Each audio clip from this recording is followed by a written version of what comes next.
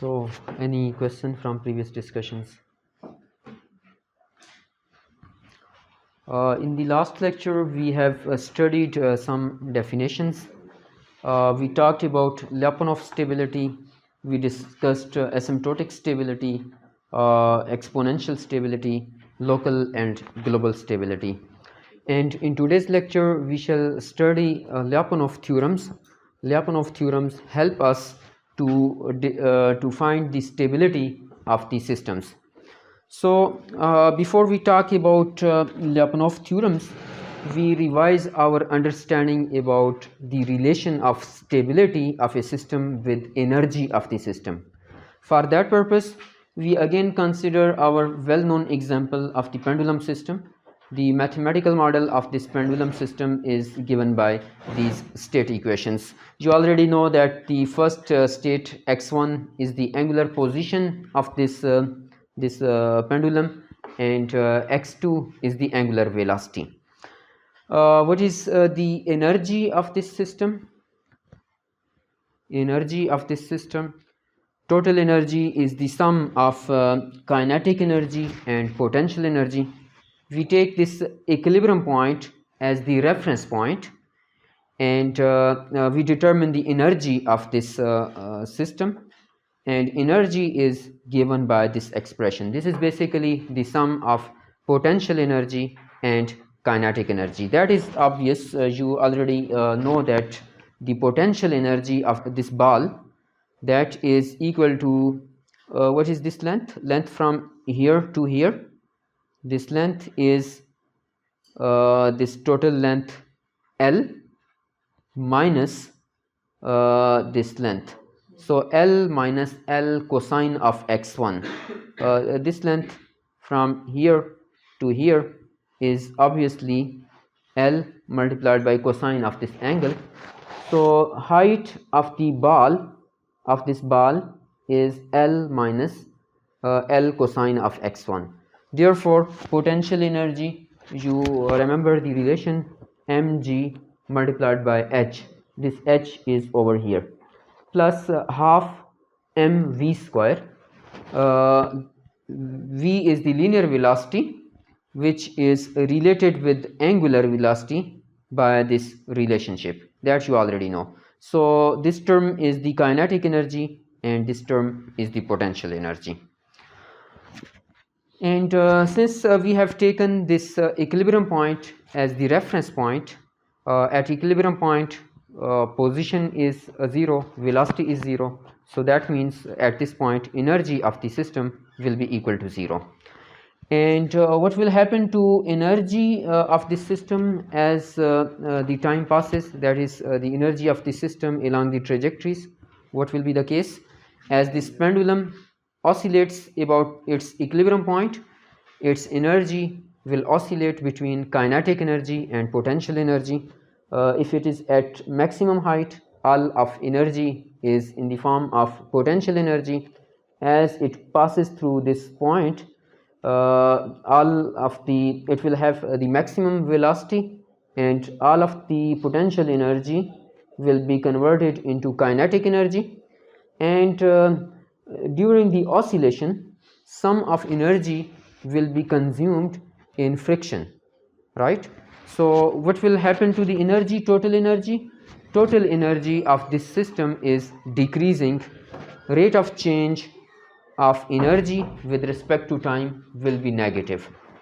And what will be the behavior of the system? What is the stability of the equilibrium point? We already know that if there is friction, this pendulum will oscillate about equilibrium point and finally will settle down. So trajectories will finally converge to the equilibrium point if there is friction and energy of the system is decreasing with time. That is already known to you. It is intuitive, and the equilibrium point is asymptotically stable in that case. If energy is decreasing, finally this ball will settle down at this equilibrium point. That is, the equilibrium point is asymptotically stable. And if there is no friction, what will be the case? So if there is no friction, then it will keep on oscillating about its equilibrium point. That is, if rate of change of energy with respect to time is not strictly negative, it is less than or equal to 0, in that case equilibrium point will be stable. It will not be asymptotically stable. Is that clear? So that is true for all real physical processes. For example, here we have another system which consists of a ball which can move inside this groove notch, and if there is friction, what will happen to the energy of the system? Some of energy will be dissipated in friction, and the total energy will be decreasing with respect to time. That is, this ball will finally settle down about its equilibrium point, which is over here. The equilibrium point is asymptotically stable if the energy is decreasing. Mechanical system, again total energy. This energy is stored over here. That is given by this expression, and energy stored in the spring is given by this expression, that is the total energy.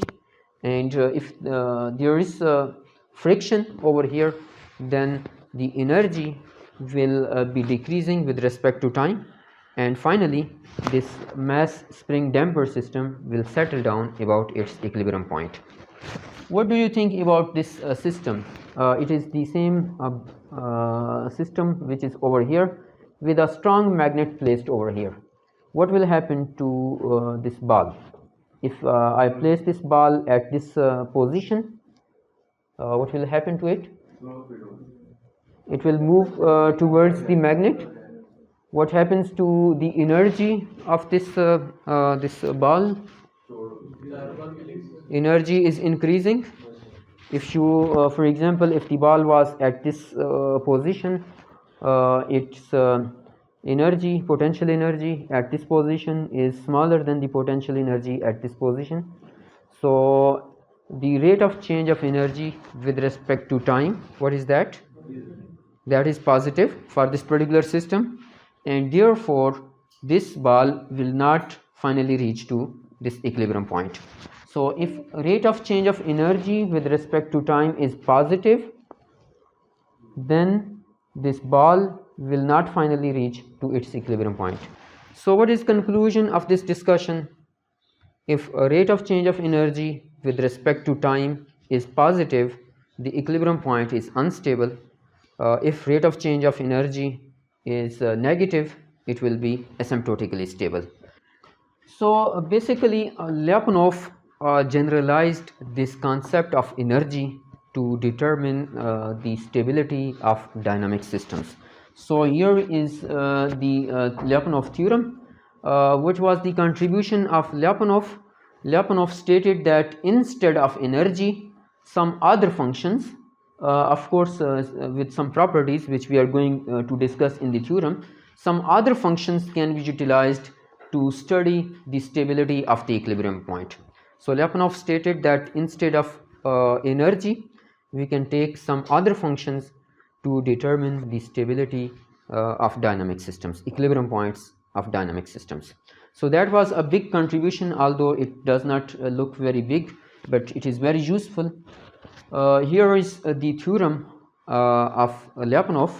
It states that let x equal to 0 be an equilibrium point of this nonlinear system given by these state equations, and we already know that taking the equilibrium point at origin does not cause any loss of generality, because if the equilibrium point is not at origin, we can use state transformations to bring the equilibrium point at origin. So this is not causing any loss of generality.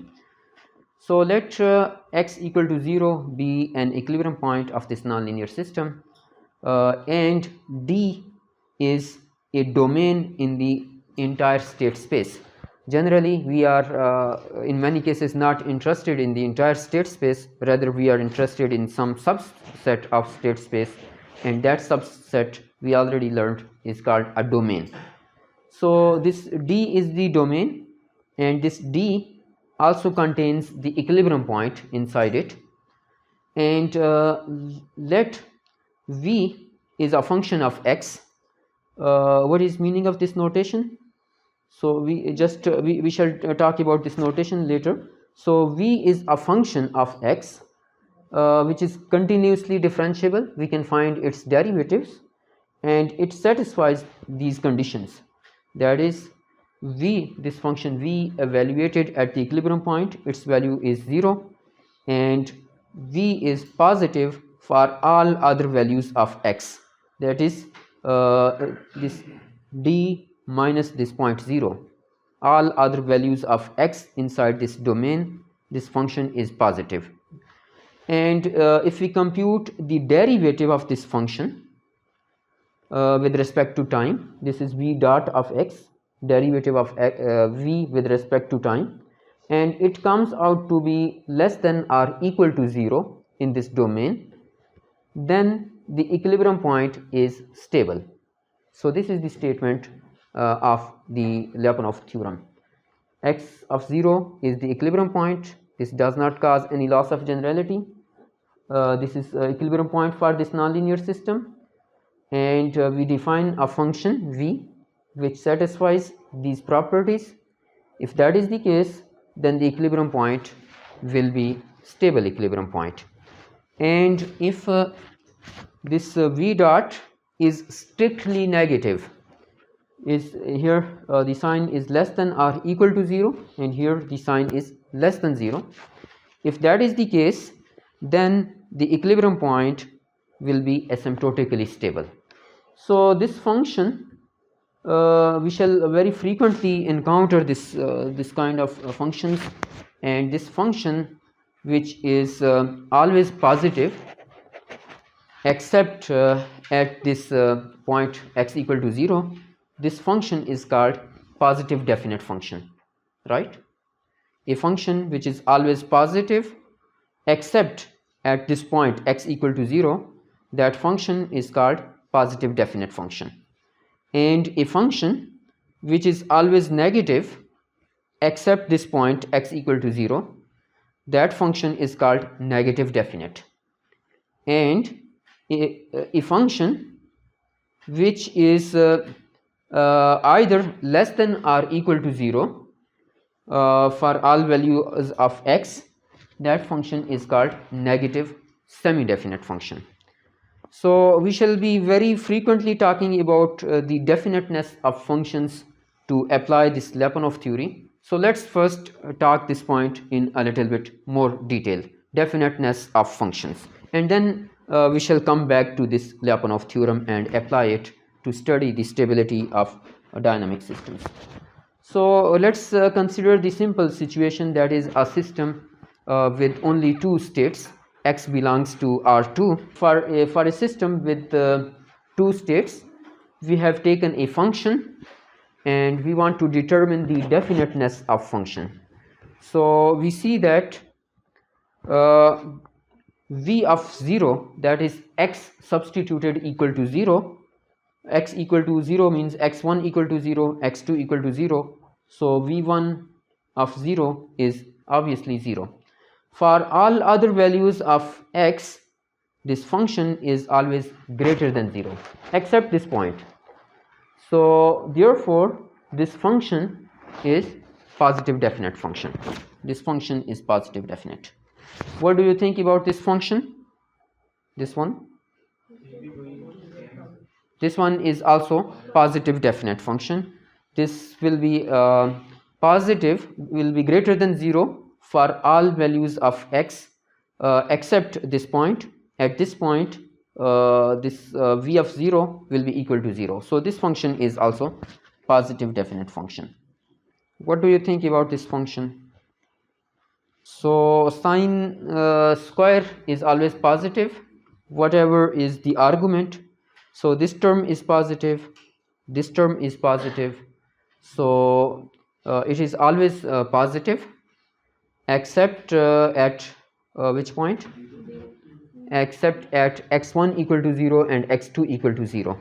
And what is the value of this function at x equal to 0? sine of 0 and sine of 0, that is 0. So it satisfies the properties of definiteness. Therefore this function is also positive definite. What about this function? Here is negative sign, so it is always negative except at x equal to 0, at which point it is this is equal to 0. So this is negative definite. This is negative definite. It is always negative, so it is negative definite. What do you think about this function? This function can be positive, can be negative, can be 0, so it is indefinite. The definiteness is not determined for this function. It is neither positive definite nor negative definite. It is also not positive semi-definite. It can be positive, it can be negative for different values of x. It can be positive, can be negative, therefore it is indefinite. Compared to this, what do you think about this function? We are talking about this space with two states, that is we have x1 and x2. So what do you think about this function? Positive definite. Any other observation? It is positive semi-definite. Positive semi-definite. It can be positive, it can be 0. Can you tell me some value for which non-zero value of x for which it is 0? So if we take x2, so this x, this complete x, this one is non-zero, but v of x is still 0. So this function is either positive or 0, therefore it is positive semi-definite. V4 is negative semi-definite. V4 is negative semi-definite. It is 0 at only x equal to 0. Can you give any other value of x for which this one is 0? x की कोई और value बता सकते हैं जिसके लिए ये 0 हो? Here it is 0 for x not equal to 0. X equal to 0, for x equal to 0 it is definitely equal to 0, but even for x not equal to 0 this is 0. So therefore this is positive semi-definite. Compared to this function over here, for example, you cannot tell any value of x not equal to 0 for which this function is 0. So this is positive semi-definite. What do you think about this one? Positive definite. Any other observation?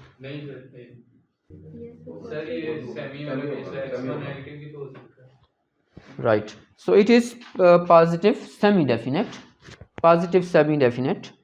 If, for example, we take this value of x, which is not equal to 0, so for this this function is 0, right? So it is, we see that it is always positive or equal. It can be 0, but it cannot be negative. It can never be negative. So therefore it is positive semi-definite. Here this function, for this function we cannot quickly see the definiteness. We have to rewrite it in some other format so that we can study the definiteness of this function. We can write it in this form and then this form. So now we can study the definiteness of this function. We have simply rearranged the things to write it into this form, and now the definiteness can be seen. So it is obviously positive definite.